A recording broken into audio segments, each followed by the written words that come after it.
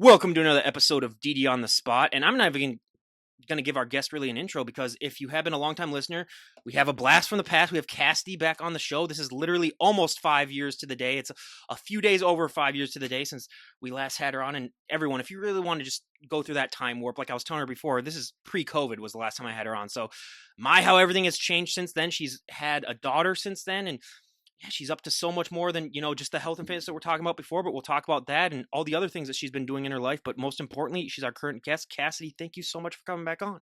Thank you for having me again. Oh my God. Just even, yeah. I mean, what a weird last 5 years that we've had, but unless there is any way to sum it up shortly, but it won't be. Take as much time as you want. What have you been up to basically in the last 5 years from having a kid to doing everything that you've been doing? Oh gosh, I'm trying to remember where Take we your left time. off. So I think on our last podcast, I was in prep or I was finishing a show. I can't remember. I think I was like in prep or I like had just done a show and I was like gonna do another show. Um, so I ended up winning my show in Barrie. So my second, sorry, Barrie, Canada, Ontario, for reference. This is back 2019. I ended up winning that show, and then my coach was like, "I think you should just go to nationals because, like, when you get first place, it qualifies you for nationals." And he's like, if this is like your 1 year to give it your all, at least you can say you stepped on a national stage. So did that, flunked it really badly, but it's fine because like a lot of the girls that like, depending on which show you go to, like the judges will base the looks based on the majority of what the girls look like, right? So the show that I had won first place at, the girls were softer. Um, so I came in a little softer. So then when I came to nationals, the girls were like dialed in. I'm saying like striations on their legs. There's just no way. And that was the look that they went for, and that's totally valid. Um, so then after that, I kind of told myself like, hey, I definitely need a break from bodybuilding. Like financially, it like put me in a huge hole, and like I put like a lot of like socializing on back burner, and like I just needed to get out of it for a bit. And I think that I wasn't really in love with the bikini posing to begin with. Like it wasn't my favorite thing. I loved the training and I loved like prep, but I actually hated show day, which I know a lot of people are the opposite, but I'm not, believe it or not, I am not that type of like girl. Like I don't enjoy like those types of poses. I love figure. I think figure has awesome routines and I love the poses they hit in figure and women's physique. But back then it was even really difficult to be a natural athlete and go into figure without having to put on, like I would have had to probably put on so much mass in off season and more like too much to be comfortable because like obviously you can lean bulk all you want, but if you want to be super serious about something, like I would probably have had to have put on a decent amount of weight. And I kind of had to like, I was already dealing with body dysmorphia from bikini, so you can just imagine how much worse that would have been going higher up like for figure. So and I definitely wanted to stay a natural athlete because I for sure like knew I was going to want to try and have kids within the years of then. So fast forward to 2020, my husband and I bought our first home. So we moved there, kind of got settled, got a new dog, it's kind of like everything was lining up to like start the family stuff. And then COVID hit, and that really sucked because I'm a labor and delivery nurse. So obviously hospitals don't stop running during COVID, and we were the ones that got hit pretty hard with it. And in labor and delivery, it was really, really difficult because you're having your patients who are coming in and having one of the most monumental moments of their life, and you're having to you know, alter everything, right? Like you can only really have one person. And it's like even after the baby's born, you take that person out. Like it was, and then there's also that fear of like, we don't know, like at the time, like COVID, when we first heard about COVID, it was like, holy crap, like what is this, right? So there's a lot of fear around that. And then for some reason, I thought it would be a good idea to get pregnant during COVID. So perfect. You were bored. Got Let's be pregnant. honest. You were bored. In all fairness, like my husband and I were like, well, we can wait till after this is done because everyone mentally was like, it'd be like a month max, just watch, right? Yeah, just kidding. But see, I'm glad we didn't wait because, if we had, then we would have like probably just started trying now or maybe like a year. You know what I mean? Like, I'm glad we did it. It sucked. I'm not gonna lie, having a baby during like and like I don't know what the regulations were like for you where you are in the States, but when my daughter was born, it would have been January 2021. Ontario was in their second lockdown, and it was to a point where the Ontario government made it illegal to have people come into your home unless they were a household member. So that means I'm coming home with my newborn baby, and technically it would be illegal for my parents to come see me. I thought you were going to say technically it'd be illegal for your baby to come home because she wasn't an immediate family member Yeah, at the can you time. imagine? Can you imagine? Yeah. No, but like, No, you yeah. have a new baby and your fam like, no one can come see you. So it was literally just me, my husband, and our dogs and this newborn. And that set me up with like major postpartum anxiety and depression. It was like practically like wrapped up with a bow given to me the moment my daughter was born because there's just like, they say it takes a village, right? It takes a village, and I did not have my village, sadly. So What was yeah. that like going from, having that bodybuilding look to then being pregnant where you just got to accept the fact that like, hey, my body is doing something miraculous, but unfortunately there's going to be a lot of changes. It was so hard. It was so hard because, you see yourself being like the leanest you've ever been to then like reverse dieting. And that in itself was difficult. And it's like I didn't binge, I didn't go crazy, I didn't gain like 50 pounds like you hear some athletes do. But I still like my metabolism was so messed up because I had been in prep for so long because I had done 3 shows in 1 year, which FYI I do not recommend as a natural athlete. Like, do not do that. Like, terrible, terrible, terrible idea. Um, but it at the time, like it worked for what it did, but then like reversing, I found like I was so puffy and so swollen, and it's not like I was even like eating like crap. It was just like my body was just like didn't know what to do like with extra sodium anymore, right? Um and then I think what was really crappy about being pregnant after doing bodybuilding was I always thought I was going to be able to keep up with my fitness while I was pregnant. And the gyms closed down because it was the pandemic. So then I was so limited to like what I could do at home. And it's like we had like weights and dumbbells, which was fine. Like I tried as long as I could to stay as active as possible. And I mean, I guess being a nurse in itself is pretty active. Like you're on your feet for like 12 hours. But um, I always thought I was gonna be that person that like went into labor on the stairmaster, you know. I was like be that person right to the end, right? Like who would like keep going and going. But unfortunately, COVID kind of put a stop on that. But and also being pregnant was like surprisingly like I like had my like I feel like by like 6 weeks, so a little bit more than halfway through my pregnancy, I started having a lot of pain. Like I think I just like my ligaments were stretching, and it was like even if like that in itself was like really uncomfortable to deal with, and if I would have had like machines to maybe like work on at the gym, it would have been different than trying to do free weights because like free weights and is harder to do when you're pregnant and you have all this extra weight in the front of you. So, um, but yeah, it was hard for a lot of reasons, but the body dysmorphia was definitely at its all-time high All for right, for a so bit. if you work in labor, this is a little off track, but I just had a friend that Yeah, is about to have a kid in September, but they're sure. going through it's called hyperemesis. Hyperemesis. It means when you Hyperemesis. just So what can't does stop that mean? throwing up. Can't Yeah. stop throwing up. Oh God. Yeah. So a lot of times, like, so in early pregnancy, it's actually really common for women to feel nauseous and have like nausea and vomiting because essentially there is like a hormone that is like your beta hormone. That's actually the hormone that is first detected when you pee on a stick. That's the hormone they're looking for. So what happens is when you're pregnant and you stay pregnant, for the first couple weeks, it like doubles and triples every day, and that's actually like the increase in that hormone is what makes women very nauseous and can cause vomiting.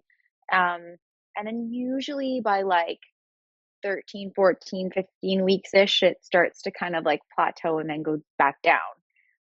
Unfortunately, some women just don't get relief even with the hormones decreasing, and they have like nausea and vomiting for the rest of their pregnancy. Some women have to go in for like routine IVs because like they're so dehydrated and they need help like maintaining their hydration, and it really sucks. Someone and they have to go off work really early on in their pregnancy because of it. So I'm so sorry for your friend.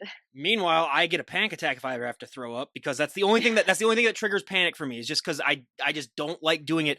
So God, Yeah. 13 weeks of that. She deserves a medal and a monument basically after that.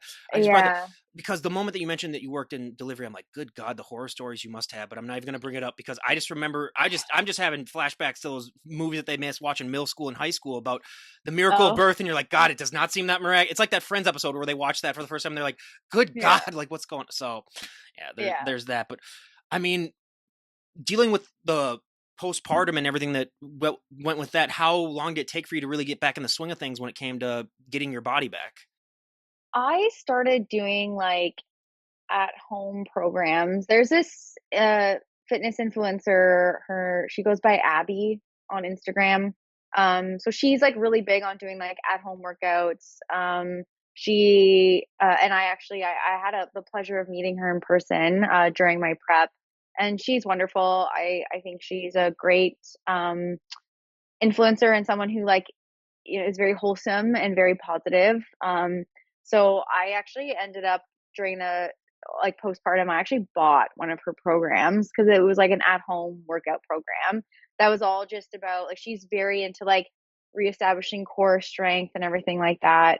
And that's super important after you have a baby is you're really trying to engage your core again. You're trying to build that core strength. You're really trying to focus on like pelvic floor strengthening, all that fun stuff that like before you have a kid, you're like, I don't really care. Like, or anyway, I shouldn't speak for everyone, but I was like, whatever, like, you do the odd Kegel for fun, but not There's like always for that. dear No, I will life. say there's always that one girl that's the only thing she does though is the Kegels and stuff. And there's always that one caricature in the Yeah. gym, but everyone else, yeah, I agree with you. Like they The don't even worst think is twice that about I'm like scrolling through TikTok and like you see like the videos of the girls trying to do Kegel exercises to the beat of music, and you're like, you should be able to do Kegels to this song. And I'm just like, I cannot. Anyway, side note.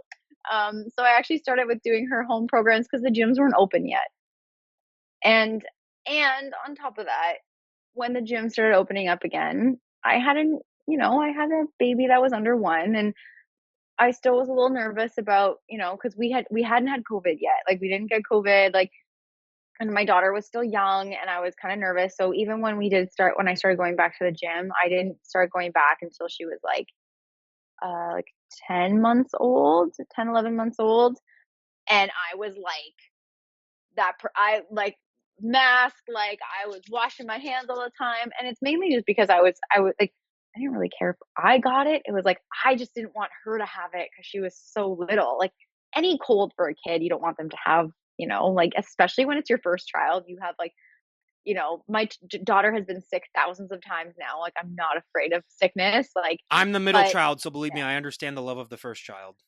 yeah, it's tough because like you bubble them. You don't want to bubble them, but you kind of bubble them, and especially when they're a COVID baby, you definitely I like first baby COVID babies, you bubbled the crap out of them. Not like you wanted to, but it just kind of happened. So, but I ended up getting COVID from the gym, 100%. Uh, I ended up testing positive for it Boxing Day after I had all seen my family, and it was terrible. You know how terrible that call was? I felt like I was like calling people saying that I had an STD. Like I was like, I'm sorry, we hung out together the other day and I tested positive for COVID. It was, yeah. But like, what a time. Like, I'm like re-saying this in my head and I'm like, this is crazy that this was our freaking reality, man. So, yeah. Then obviously, come the new year, I went back to work, and then I was regularly going to the gym again. And then um, my body changed a lot. Like I was definitely had more weight on me. But then because I had more weight on me, I gained so much more muscle, man. It was amazing. It was like muscle memory kicked in. and then I had like extra body fat. But with that extra body fat, and as I started like leaning out a little bit too, it was like Picasso, you know. So Well, before we delve deep into more of that, another quick tangent because you mentioned Boxing Day, and as an American, that just seems foreign to me because I've never celebrated that. I've heard it before, but for all the American really, listeners out there, what is Boxing Day? Never. I know it's the day after Christmas, oh, but what okay. what is the reason behind it? What do you do for Boxing Day? Oh my God, I don't know if there's like lore behind Boxing Day. I'm sure there probably is, but like for us, it's usually just like stores like do huge sales. So it's like the day after Christmas, you like go to the mall and like a bunch of stuff's like priced So it's like down a Black essentially. Friday kind of thing, basically. Correct. Yeah. It's like a Black Friday, but it's more like in stores. And I feel like even you can do it online now. So there's really no point in going to torture yourself and getting trampled. So Is it like a national holiday too? Does everyone get the day it off? is. It's Okay. a holiday. So I get, but that's fine by me. I get like 10 and a half. It's fine. I was gonna say because yeah, I've never had December 26th off my entire life, so enjoy it. I Yeah. enjoy it for all the people that can do that, but yeah, I mean, my experience. So my funny little story with COVID. I've had COVID once. I might have had it a second time, but it got to the point. This was like 6 months ago, and I didn't even test because I wasn't really seeing anyone for like the week anyway, and I Hmm. was just like, I probably have it, but whatever. But I had COVID. It was not a problem for me at all until I watched my home team, the Minnesota Vikings, complete the largest comeback in NFL history. They were down by 33 points at halftime. They came back and won, and I was yelling and screaming so much at the TV that my throat got so messed up because I was already coughing and stuff like that. But like that's Oh the only thing that made it no. worse. So yeah, and then it was rough for like a day, and then I was fine after that. And when I say rough, I just mean like I couldn't really talk that much because my throat Yeah. was already like dry and hard enough as it was. But so I mean, other than almost having a heart attack, my experience wasn't too bad with it. But yeah, it's just when you do look back at the time period, you're like, good God, like how long Yeah, are we because gonna tell? even like my experience with COVID was like no different than like a cold that Yeah, I would have had. Um, and quite frankly, I feel like I have had worse colds than the one I had with COVID. And that's not to say that like some other people obviously have had. I have a coworker who's still struggling from things that she had when she had COVID. Like, and my dad you still too, know, like a year later, still is yeah, like slowly getting his sense of taste back. it's crazy somehow how it like affected some people so much and other people barely, right? So and then my daughter barely had anything, thankfully. Daycare has made her a petri dish. Like that's been crazy.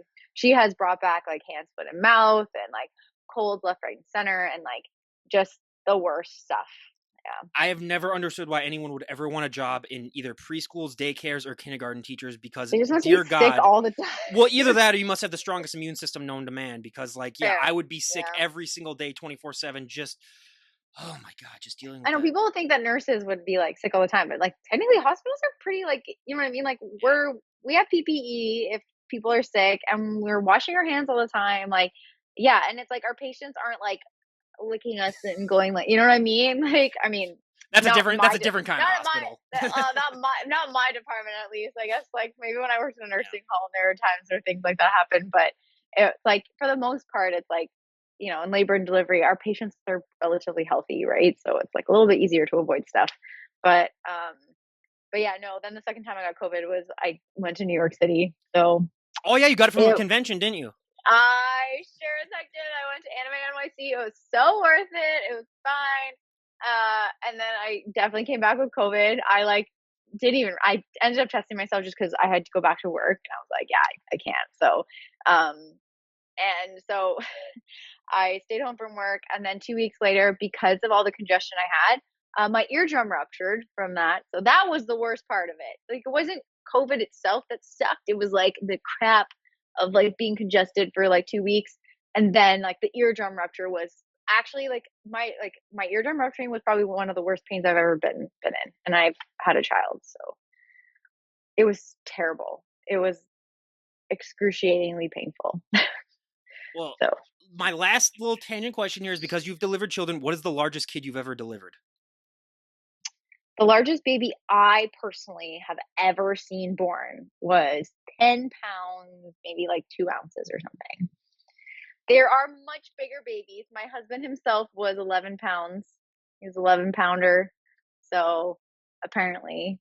But the biggest baby I ever seen was 10 pounds. I was gonna It say was because I huge. have two friends. The guy is 6'7" and the woman is 6'3", and they had like a 11.5 pound kid, and I was like, good. And the That's kid, so wild. the kid is already, I think, like the kid's a year and a half old, and he's already like 2.5 feet tall.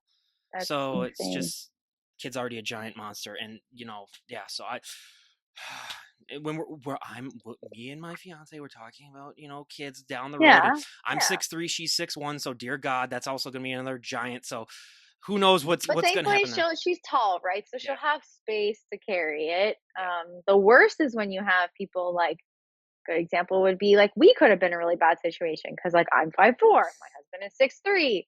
Um, I was a 9 pound baby. He was 11 pounds or like 11.5 or something. It was like ridiculous. Like when I told my OB this, she was like, okay, we're gonna have to like really watch your baby's growth because there's obviously like you don't want your baby to be that big. So, but thankfully she was like a perfect 7'10", perfect average 7'10". Well, my So grandma, who gave birth to 7 kids, she was 5 feet tall, and my grandpa was 6'3". So that's also another one of those where you're just like, yeah, yeah, good, right. good God. It's So like no, thank you. yeah, But no, yeah. yeah, absolutely. How long have you been into anime, and when did you start going to these conventions? Oh my gosh, I have been into anime since like Sailor Moon and Pokemon, but like in terms of like knowing like, oh, this is anime, probably like 8 years old watching Inuyasha for the first time. Like, so my first convention, I would have been 13. Uh, and then I've been kind of going to them since then, like maybe a year or two in that, like, you know, 18-year time or that 17-year timeline. Crazy, I think 17 years. Like, I'm a little sad right now saying that out loud, but it's fine. Um, The worst for me is when I talk to guests that are like in their early 20s now, and I'm just like, no, oh my you God. ask if you ask when they're born and they start with 2000 and you're just Yeah. kind of like, oh, I'm old.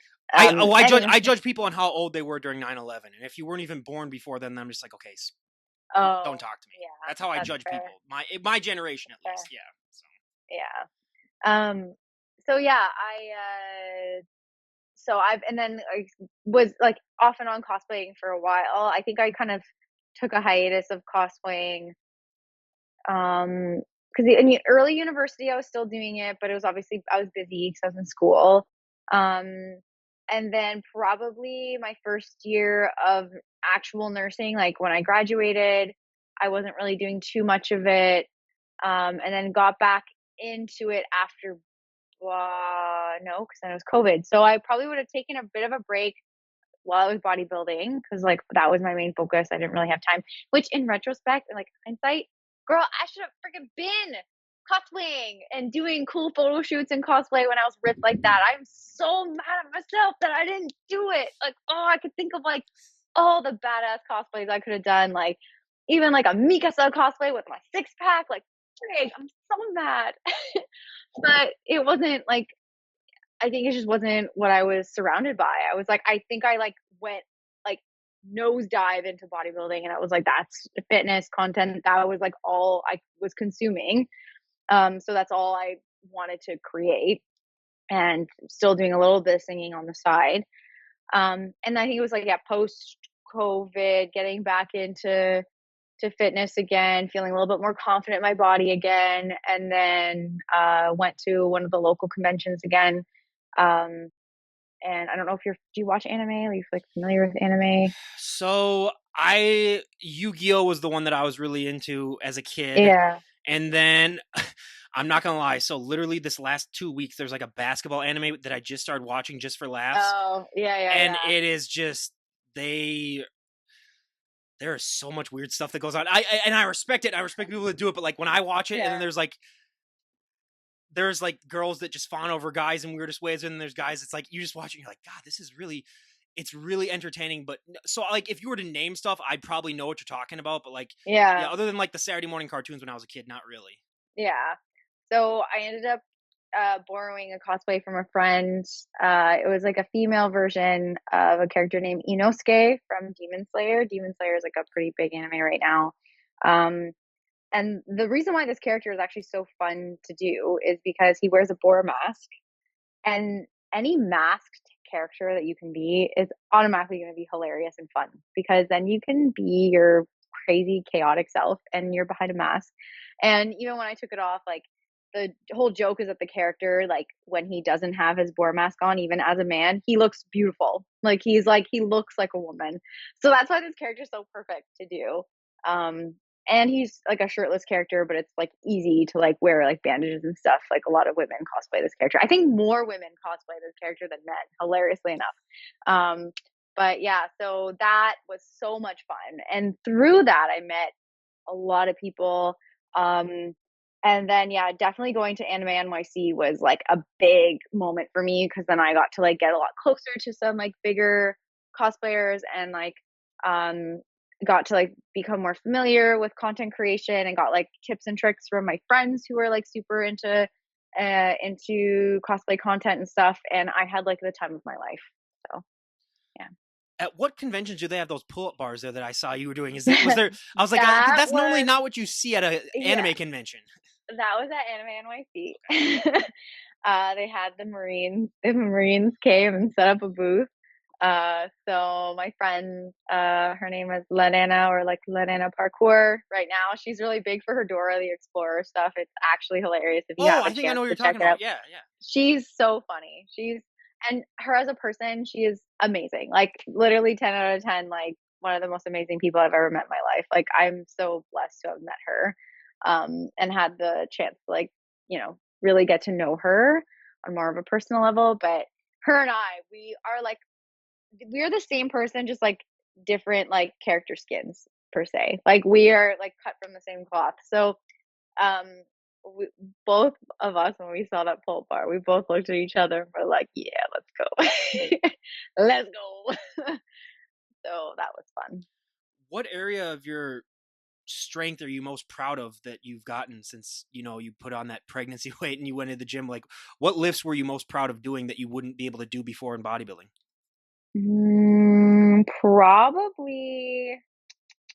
Probably like shoulder pressing. Like, I can shoulder press like the 45s comfortably now. Like, I can pop them up myself. And I'm just now starting to like, with obviously lots of help, doing the 50s.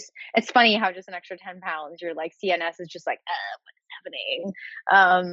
But yeah, so I could not shoulder press like that before. And I think just like my growth, like in my back, has changed so much. Like, I know, like, my biggest, I'll say, like, if someone's like, what's to you, like, the part of your body that you're most proud of? I feel like most women love their legs. Like, I think my back is like my best asset in terms of like what I have built, in terms of like actually really defined, right? And like, pretty wide for my frame. Now I'm trying to play catch up with my legs, because I feel like I am like, I love upper body so much, and like I will pick an upper body day over legs any day. But that's the problem, is I feel like I love upper body so much that my poor legs have not been able to catch up in strength. So And obviously, when you are in bodybuilding, you like you said, you just enter that zone where you're not really familiar with so many other things. Was that hard, sort of playing catch up to other events in your life that you feel that you might have missed out on when you were just focused on bodybuilding? Because I talk to so many bodybuilders who, once they leave the sport, it kind of takes them a while to just realize, like, hey, I need a lot of catching up to do in other aspects of my life now. like I finally, like, so when I was done with bodybuilding, I was actually able to like get into labor and delivery, because before I was doing home care nursing. And it's not that I didn't enjoy it. It was just, I wanted to do more with my career, and like I always wanted to work with women and children. Um, but there was just no way I could have ever done actual full-time bodybuild, like doing like serious bodybuilding and working shift work. Like, to the girls who do that, I don't know how you do it. I have no, and like, even for the men who are like firefighters or cops or whatever, and they're in shift work, I don't know how you guys do it. Like, that's a lot. It takes way more commitment that I was definitely not ready to give. But so that's why, like, that transition to working in a hospital, um, And then, saying, kind of putting bodybuilding aside was a good move, because then I was able to like focus more on my career again. And I love labor and delivery. It's why I'm still labor and delivery nurse to this day. Right. So, um, and then obviously like social stuff, right? Like I had like, when like your life was like your gym, and you're like your marriage, you're like, my husband and I were like not like, and he would be fine with me saying this, but like it's true. Like we were like so lost with each other, like because we almost weren't really friends anymore, because I was so irritated all the time. And so like I was a total biatch. Like I was not a nice person on prep, and I tried to be. I think what happened is I was fighting the urge of being a total biatch to everybody in my life, that I tried so hard not to be, that when I went home, it just all came out. And unfortunately, the person who had to deal with that was my husband. So it was not nice for him. And I to this day, I'm like, bodybuilding was great in its way, but like, yeesh, was not good for my marriage. I've said this a billion times. That's why the spouses are the unsung heroes, really, of this podcast. Because Seriously, seriously, MVPs, big time, big What has that been time. like as an outsider, just seeing how the sport of bodybuilding has changed in the 5 years since you last competed? Because I mean, good God, it has become night and day. Even from when I first started recording, I've said like it's not the same sport that it even was when I first started doing this. I have purposely removed myself from for a while. I had to like remove myself from the sport, because I was getting so triggered online. Like when I saw my body changing, and then every time I'd go on social media and I'd see people who were still in prep and still super lean. Like, so there was a time where I literally actually like started unfollowing all the content, because it was like draining my mental health. Um, when I came back to it, it was more just like personal people that I knew in my life that I wanted to follow their progress. So like I didn't really see much change in terms of what they were doing. Um, but the biggest thing I find with bodybuilding is exactly that. Like bodybuilding. What is bodybuilding now? Like what is it? Like when people mention the word bodybuilding, are they talking about posting content on TikTok when they're in a physique look and they're posing? Or are we talking about people who strictly just do shows? Or are we talking about people who are doing shows professionally? Or so I think, because even sometimes I'll, you know, kind of talk about, bodybuilding, and it's like, what am I doing right now in my current life? I'm not doing a show, but I'm like, I guess I'm just being fit, um, so in terms of like, if we're going to talk about like bodybuilding competing wise, um, I think it's crazy how big some of the competitors are getting now. Like I'm a little like, I think I watched a show the other day and I was like, holy crap. Like this is, I was gonna say the bikini that you were in is a little bit different from the bikini now. and the bikini girls that I was watching on the pro level 5 years ago are not even like that anymore. And also, it's just wild to me how like 5 years ago you talked about gear. It was like, shh, don't talk about gear. No one talks about gear. We know you're doing it, but we don't talk about it. Right? No one says anything. It's just like this general assumption that yes, we do it. Cool, nice. Now it's like, yeah, I do trend. I do, and then the girls are like, yeah, I just do casual Anavar. I'm like, The what the four the fuck, 14 year casual the four Anavar? the 14-year-old boys posting their trend challenges on TikTok. Yeah.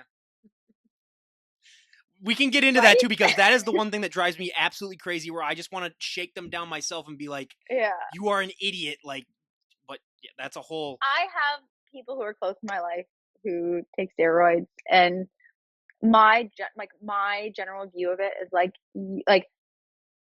if you're going to be smart about it, and you're not going to be stupid, and you're going to get regular blood tests and whatever, like you do you, boo, right?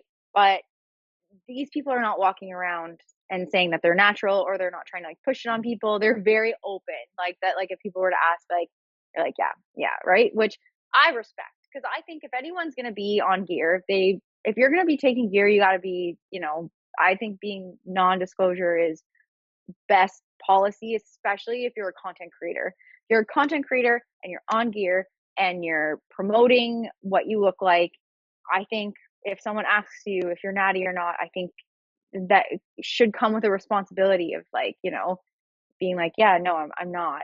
I mean, I guess there's also this thing of like it's no one's business, but still, I think like if in a world of social media where everyone's like, I want to look like this guy, especially the pros, like I don't know, are there any like male bodybuilding pros that are natty? No, Like, are there it's actually not some? possible. No, it's not possible. Like Well, now it's not. I'm yeah. assuming because like they're just getting so incredibly like athletes are just getting so like large, right? That like how? The only problem is that like other people that like might have jobs like you though they like just can't come up and say like yeah I'm on stuff because then you could get fired from your job then if they were like yeah True, that's the only one true. but no I agree with you 100%. My thing is like you do you, I don't care. And the only Mhm, problem that I ever have with it is if you first of all lie and say that you got it naturally when you clearly didn't, mhm. and then you promote yourself saying like you can look just like me if you follow my weight program and like And my take my my program. Yeah, program. yeah, yeah. And then the only other ones that really piss me off too are the ones that um glorify it and make it seem like it's such a cool thing to be on steroids Oh, where and they don't even mention any of the side effects mm-hmm of like that come along with taking yeah like performance enhancing drugs. Like none of them. And even like, you know, like especially for women. Like mm-hmm I know women in my life who take Anavar and they're like, oh well, like just take a little bit and you're fine. But it's like no, like unfortunately, like they may not be things that you physically see on yourself, but no, like if you're taking steroids, like there will be side effects if you take them for a period of time, right? So, um, yeah you're probably one yeah, of the only 5 guests I've had on that probably has never taken Anavar in their life. Otherwise, yeah, it's I, literally it's the most common. Like there's then the yeah, thing is like there are people that are smaller than you that are on it, and then you're just like, and like I see guys that are smaller than me too, and they're on stuff, and I'm just like, just the thing with me is like just reach yeah, your natural potential before you even dabble into that. Because so many people they just want those results so quick and fast that like they'll start working out for 1 year and then they'll get into it. It's like no, work out for like 5 or 6 years before you finally reach that peak that you can really get naturally, and then yeah, you can dabble into some stuff hmm if you want to. But like say what you want about Jeff Nippard. Some people love him, some people hate him, but he actually just released a really good video on steroids. That is like not even like steroids are bad. It's actually just like, hey, this is actually what happens when you take steroids. Like this is actually what happens with your body. This is what happens. And then this is what happens for prolonged use. And I don't think there's anything wrong with promoting that kind of information because I think if you're going to be, taking anything, then you should know what you're taking, right? It was kind of the same argument, like, not like we're gonna jump into like conspiracy theories or anything like that, but it's the same thing with like any other medication that we take or vaccines or anything, right? Like a big oh god, thing that YouTube is just going to cancel this video right now. no, but like No, in I know, general, I like know. if one thing COVID has really brought to our eyes is like, okay, like Question things. yeah, the freedom to question. And so then, and on the flip side, then that should be like, we should, be making sure everything that we put into our bodies is good. You know what I mean? Like if we're gonna question everything, right? So, but in all fairness, like there are people who swear by like that, um, steroids are safe, and if they get their steroids from someone they trust and from whatever, then it's I guess no different than people who do like psychedelic drugs too, right? Like where like other than shrooms, obviously, but like because I think a different thing is I also be it got into the rave scene. Like that's so I started getting into the rave scene. I know, That's but so I actually 1999. Come on. listen. Okay, dubstep and bass music has like it's the stuff I like because I used to be a metalhead, right? So I feel like it was a very easy transition for me to like during my prep I started listening to like more metal, but then I started listening to EDM. Um, and then through that post pandemic, I started going to EDM shows and I fell in love. And I'm like, I do actually really love raving. But again, like I've actually like haven't like done anything of that sort either. And I'm not saying that just because like I'm a nurse and I want to like, not say anything. But again, it's I guess the topic of like, you know, what are we what are we putting in our bodies, right? So, and again, I have lots of friends who partake per se, and I will never judge. It's like, you know what, you do you, boo. And like that's what's nice about the rave scene too, is like no one's gonna get mad at you for taking it or not taking it. They're like, just have fun. So That's why I've been to, I was at a handful of raves in college and I never took anything there just because, first of all, you don't know what you're going to get at some of those raves too. mhm. And second of all, with my ADD, it's like, good God, what potential, you could unleash a monster where then you, next thing you know, like the whole building's burned down or something like that, where like, we don't Oh, know for what's going to happen. sure. So that's why, but like, yeah, I've partaken in some recreational stuff. I will leave it at Yeah, that. of Just course. but yeah, it's just like I've experimented. But yeah, I've never done steroids myself too. But like, and the highlight of my entire life was in college when my roommate sat me down and they had an intervention for me because they thought I was doing steroids. I was like, you guys don't realize this is the greatest compliment you could ever give me, is saying that I looked like I was on steroids. You're like, you don't realize how much this means to me that you really think that. But no, but when you were really in the sport, were you ever tempted at all, or was it always one of those things where you're like, this is definitely a line that I will never cross no matter what? You know, it's really funny. I was more tempted postpartum than I was because before I was like, no, I want to have a baby. Like, I I don't want thought to for mess one around with second you my were gonna say hormones. partum, and I was like, good God, you pregnant Oh on the right? no, like No, postpartum. okay, So yeah. like, and I think again it was because I was like, you know, and it's not that I was like tempted of like I like it was more of just a man. I wonder what I'd look like if I actually like did start taking Anavar. Like because I see some girls online that do it and their bodies look insane. And I'm like, well, think about it. I'm 30. I put in all this work, like 8 years of lifting. Can you imagine if I added that, like what I would look like? But then again, it's kind of more like like, oh, just thinking about it, but would never. I feel like most people at least think about it once or twice, being like, I wonder what I'd look like, and then go from Again, there. though, those girls don't have your singing voice, though, and you cannot. If you ruin that, that'd be a crime against Yeah. humanity. Yeah. And also like there's also this feeling of like, you know, I haven't needed it before and like, you know, I'm happy with how I look. Like I know I'm not like, you know, the fittest person in the world. I'm not the leanest, you know, I have work to do, but it's just that I have work to do and I will always have work to do. So, you know, whether I took steroids or not, there will always be work to do. So, In the 8 years that you've been training, what's that been like to see sort of the attitudes of women in the gym slowly change over time? Because I even remember, like, yeah, so like you started when you were 22, and that's when I was almost at my like peak working out, and there was rarely any women really in the gym. It was starting to slowly take out, but now you go to a gym and it's almost half women. What's that been like just to see that change just I so in such a love it. short period of time? I love it. I love seeing women in the gym. And I love seeing women who aren't afraid to lift freaking heavy because it's refreshing. Um, I think that for a really long time, women were so afraid to be muscular. And now we are in the era of muscle mommy. And listen, man, like if I'm call it what you want, but I'm glad that women are starting to feel more confident, like being different than what social media always perceived us to be in the last decade of like, you know, like when I was younger, it was the anorexic look, like 90s, early 2000s. You look at those, like, even you look at like movies from early 2000s, like what the main actresses look like, right? They look like that. That's what they look like. And then Curves, Kim Kardashian stuff started coming in. And now I just feel like sexy is not just that either. It's so many different body types, and there's so much more. Like, not even just with fitness. Like, there are, you know, heavier girls that, as they should, have confidence and love their bodies, and you know what I mean. And then on the flip side too, like girls who are very muscular, like you know, who are pro bodybuilders or whatever, or just very very muscular, who can also like I know it's important to have confidence in yourself, but also just still feel like they're in a safe space to have that, you know, to feel sexy and stuff, right? Because I know you still get comments of like people being like, you know, you got must think men are hot if you think this is hot, but it's like whatever. Most of the time, those people are literally just jealous and confused, and yeah, not sure.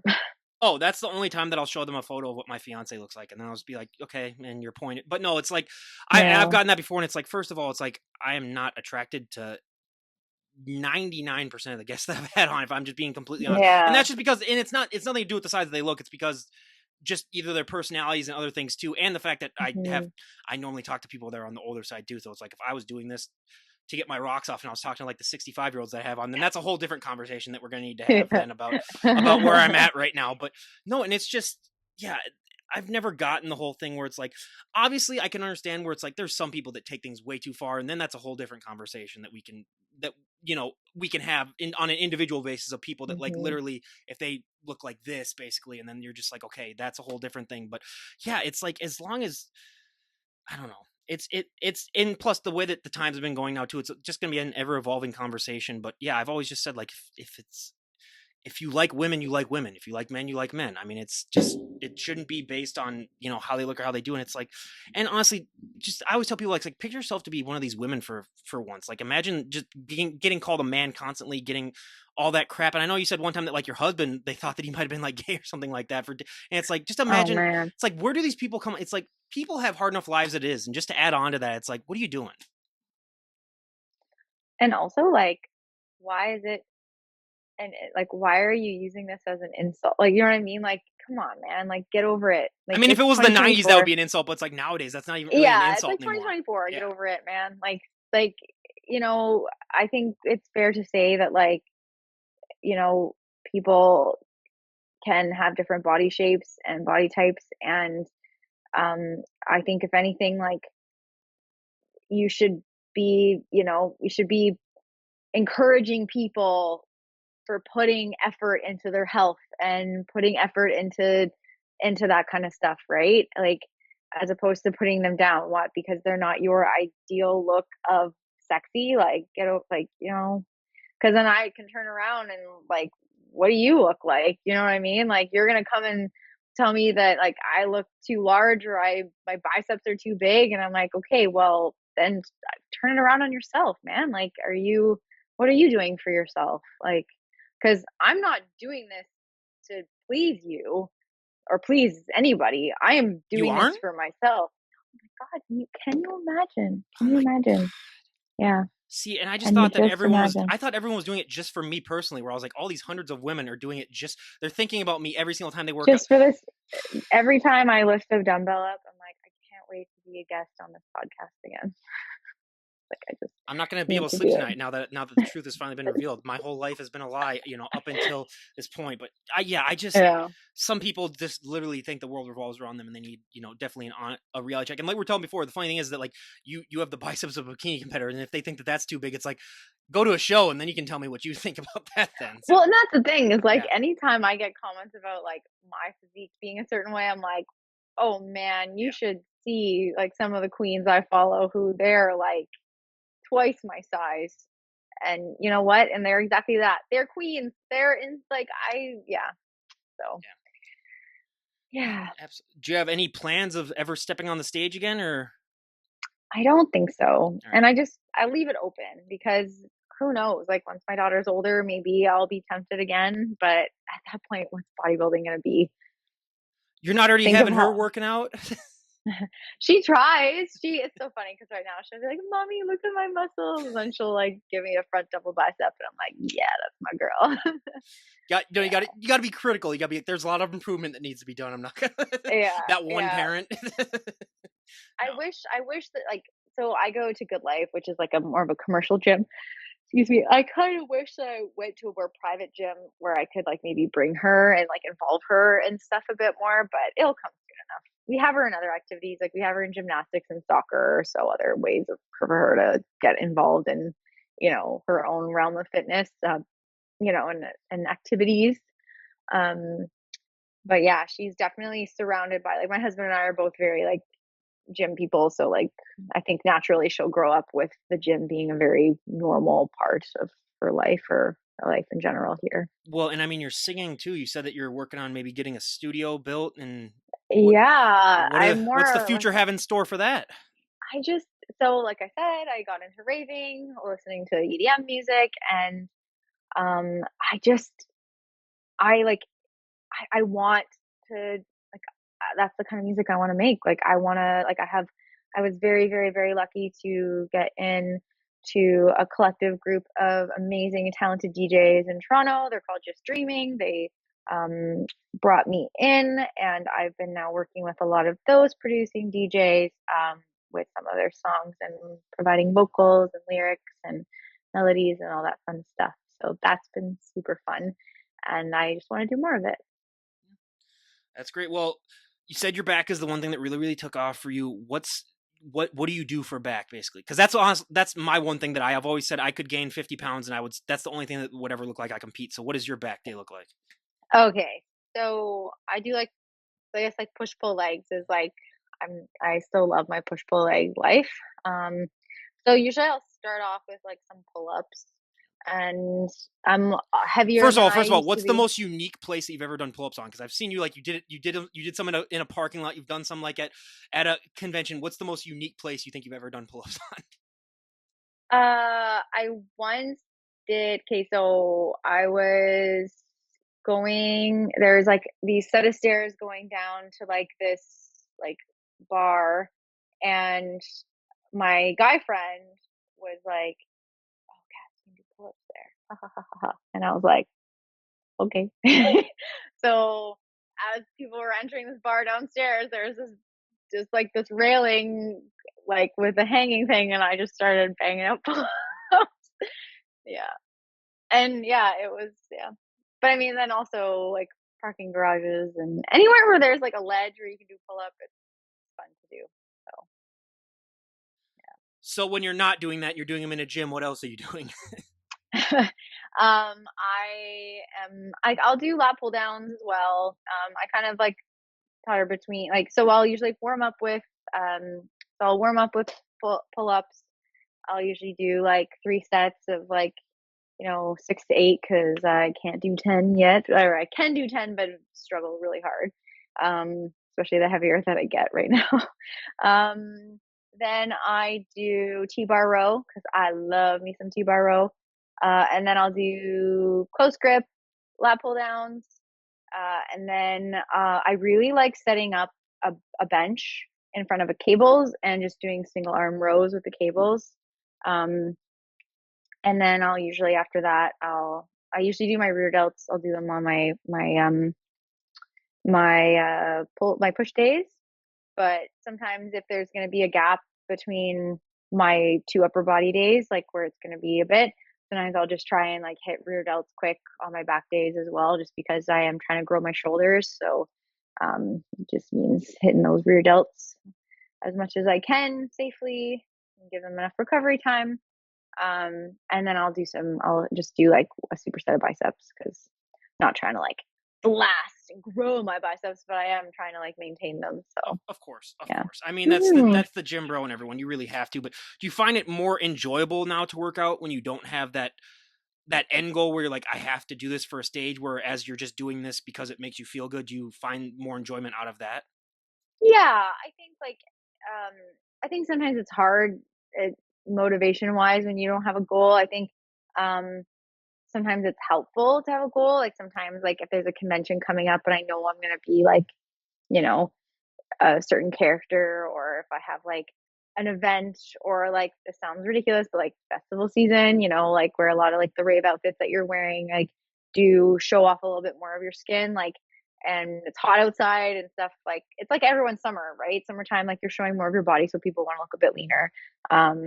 So sometimes it's helpful to have that. And then in the winter time, I try to like schedule photo shoots and do stuff just to kind of like, because I do find that if when I have a bit of a goal or something, it does help me to like stay on track for like my nutrition and my cardio when I feel like doing it.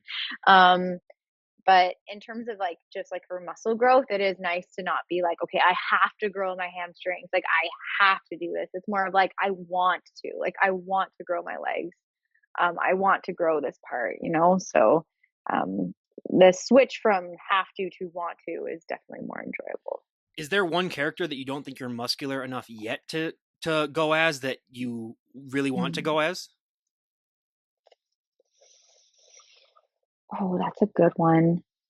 It's so tough because I feel like a lot of the I've been like I cosplay like a lot of male characters and I just like gender bend them because it's much easier for me to do that because like there aren't a lot of like super muscular women in like anime per se. Even in video games, like it's kind of tough. But I guess I would say like She-Hulk would be cool to do if I was a little bit more defined, I guess. Like, and it's not even a fact of being leaner because I know what would happen if I get too lean too fast. Like, I would definitely lose a lot of like my volume.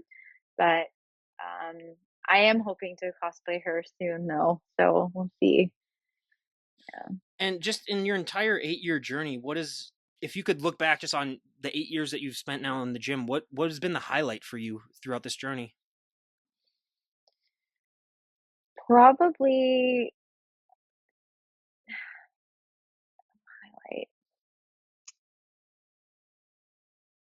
I am very thankful that I got into weightlifting and investing in my health for the sake of just being able to like be a very active parent for my kid.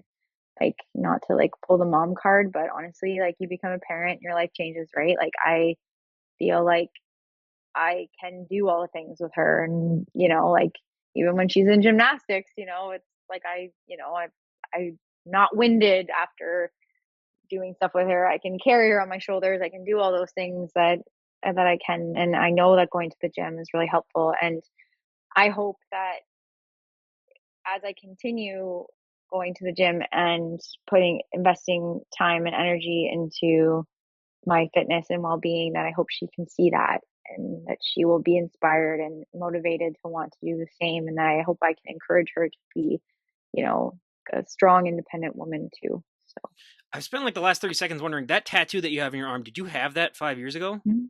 No, all of these are new. Okay, so we're Would gonna you have to like to go through see that then. them? So yeah, so what were the Yeah, reasoning behind them? Yeah, yeah, no, yeah. that's cool. So when did you get that, and what's the reasoning behind And it? this one, let's see, this Oh, one. that's cool. Okay, so this one I got for my daughter. Hmm. The cherry blossom that you see going up to my shoulder. That one I got as like a, oh, sorry, Oh, no as problem. a kind of like paying homage to the fact that like, you know, that I don't know, that like just like I sounds ridiculous, but like that I'm proud to, be who I am and not be afraid of showing it. And when I think of cherry blossoms, I think of like, of like renewing and everything like that. And then same with the lotus flower I got because of the lotuses are known for blooming in an unfavorable environment. So I have some, obviously everyone has their like demons that they fight and that their like backstories and all like their own traumas and everything that they've been through. But I feel like the last couple of years, I'm really proud of the things that I've been able to overcome, and especially becoming a mom myself, and things from my childhood that I've had to face when you become a parent, and just kind of giving myself a bit of a pat on the back for overcoming some things that I did. I've heard that one of Um, the best things that happens when you become a parent is that you realize that your parents were human beings too. Is that something that you found? yeah, you tend to have more grace for stuff that your parents did, for sure. You also, on the flip side, tell your like you take from what you had from your childhood, you take the good, and then the things that were hurtful or other things that like whatever, you want to take that and make it better as you can. And I feel like every parent wants to do that. Every parent wants to take what they've been through and hopefully make it better. Like I feel like that's something parents should want to do anyway. But I feel like I looked back at my childhood and I was like, hey, these are the things, the core memories that I had that I think were amazing and shaped me as a person. And then these are the things that also shaped me as a person, but it was through overcoming some stuff. So that's like things I don't want to hopefully, have my daughter experience, but not perfect. And so I'm just gotta try my Oh, best. I just can't wait till that first day of school when I get to do what my parents did and just bang on the pots and pans right next to their head to wake them up. The trauma's getting passed on that way, okay? Where that's one of those things where Yeah, that's a generational thing that's never going to change. But no, yeah. is there any plans for a baby number two or? I think we are most likely like one and done. Um, I know like you and I both come from generations where like only children are not very common, but Well, my parents I were all think like farm kids, so like yeah, you had more yeah, just for the free labor. fair. Um, I just grew up like I don't really know like a lot of people who are only children, Yeah. right? But I think it's more common now, like Mhm. for people our age who are having kids to like some of them don't even want kids, right? Some people aren't even having children, let alone if they have one. Mhm. But yeah, I think it's funny. I always wanted to have like two or three kids, and then I had one, and I was like, this is hard. You always have a second one for insurance in case the first one is a screw up. I know. That's why you have dogs. Yeah, that's true. No, That's why you have animals. that's true. So, what kind of dog do you have? I have two dogs. So one of them would have been a dog that was still around in our last podcast. Her name is Zelda. She's a little Maltese Terrier. She's 13 now. Um, she's like my OG baby. And then I have we got during the pandemic a or it would have been just before the pandemic a Bernedoodle. So Bernese Mountain Dog and Poodle mix. His name is Maverick, Oh God. just like Top Gun. And it's funny because like we had picked his name before we like knew who his personality was, and I think that's like we like manifested the chaos into existence because it was if it wasn't for the fact that this dog was like a mixed breed, I would have thought he was inbred because he was in freaking insane. I was like, and my husband was like, "Okay, well, it's because you lucked out with Zelda. Zelda was such a good puppy that when we got Maverick,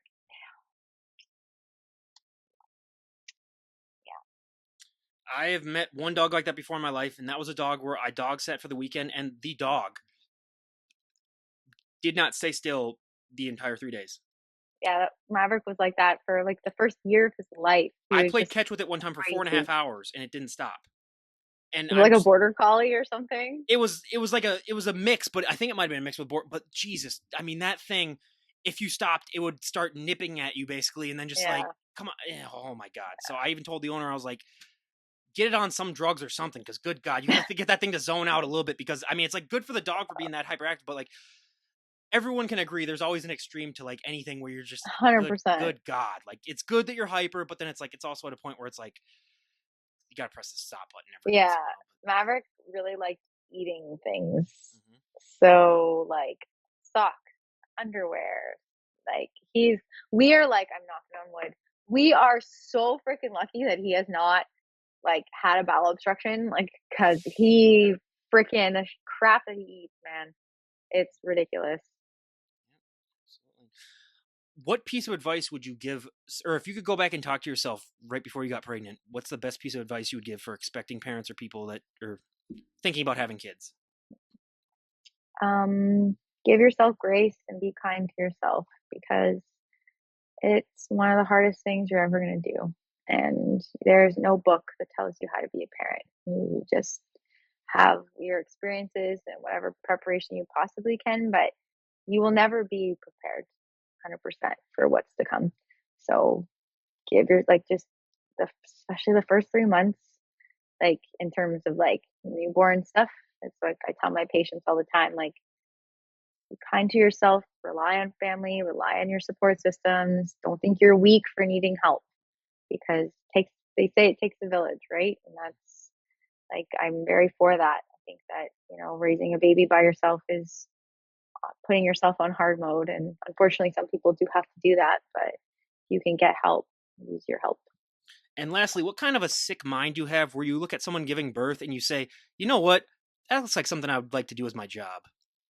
it's it's here's the thing. It's like the whole process of like baby's crowning coming out, or when you're scrubbing in for a C-section, because we do that too, right? Like, babies come out from both ways, those ways, right? Like, um it's more of just like, I mean, first of all, things don't gross me out. Like, I don't get grossed out by that stuff. Never have, even as a child. Like, that stuff I doesn't gross can't me even out. look at a needle when I'm getting blood Yeah. drawn.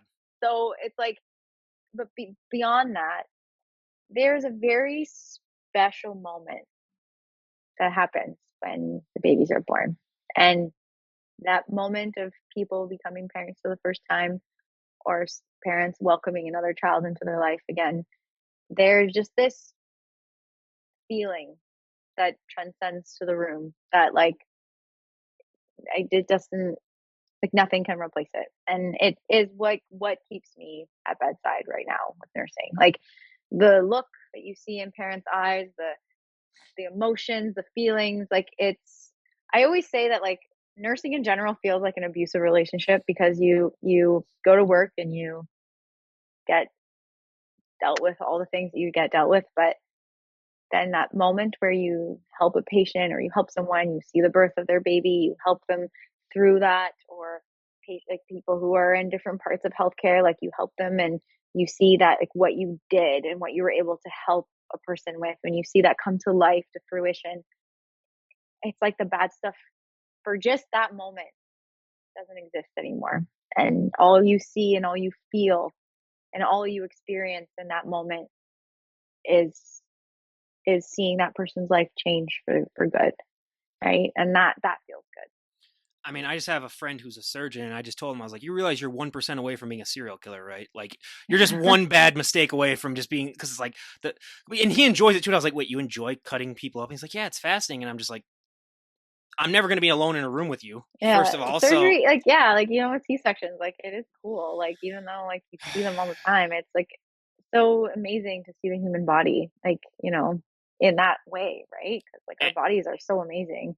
and it's hilarious because I was the one gutting fish this weekend. So I can do that and not have a Yeah, problem with it. But yeah. then, when it comes to other people, yeah, it's just a whole different thing. But yeah, I mean, Cassidy, it was just so great to have you on and talk to you again. And I'm it's weird when it's 5 years afterwards, because I normally say, like, I normally say like a year from now, but then, like, Yeah. COVID happens, and then next thing you know, and then you're like, 5 good God, years. Damn. Yeah. where would you like to be at in 5 years? What's your 5 year plan?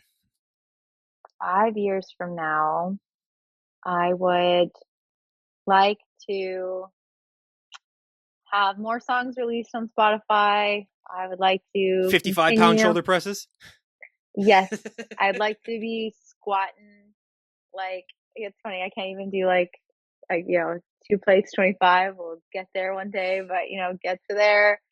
Um, I'd like to, so I'd, like, continue with my fitness, grow that way, do more music stuff, and yeah, just have a awesome family life too, like, still watch my kid grow, and she'll be in school by then, and yeah. I totally just came up with this in my head, so I have to ask this.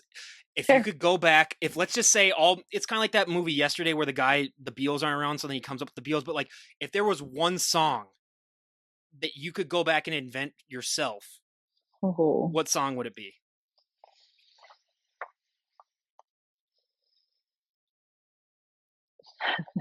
Probably be, like, this sounds really hilarious, but just because it's, like, so stuck in my head lately, is probably Bring Me to Life by Evanescence. Okay, I was honestly gonna guess you to say that because I remember the last time I talked to you, like, and didn't you on your YouTube? Don't you have a video of you, like, singing that? Not Bring Me to Life, I think it's My Immortal. Oh, Yeah. that's what it was. Okay, But I'm going to see her because she's touring right now, so I'm gonna go see her in October.